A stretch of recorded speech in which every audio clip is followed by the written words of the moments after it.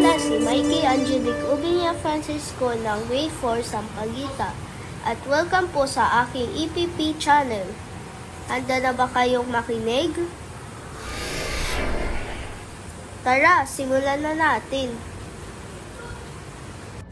Sa araw na ito, ituturo ko sa inyo ang tamang pagtatanim at pag-aalaga sa halamang ornamental. Una, aalamin muna ang klase ng halaman at itatanim. Ang aking gagamitin ay snake plant. Ihanda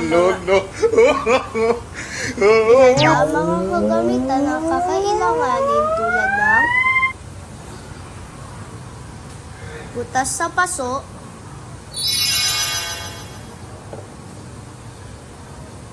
tubig, maliit na pala, lupa may pataba, gloves at halaman. Ngayon, simulan na natin ang pagtatanim.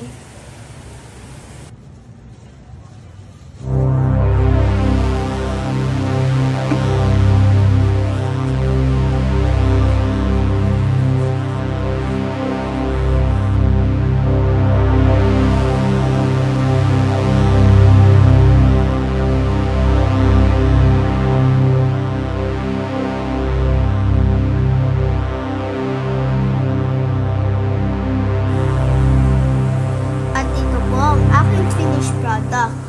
Ilagay muna ito sa lilim na lugar sa loob ng 3 araw tsaka ito ipaaraw.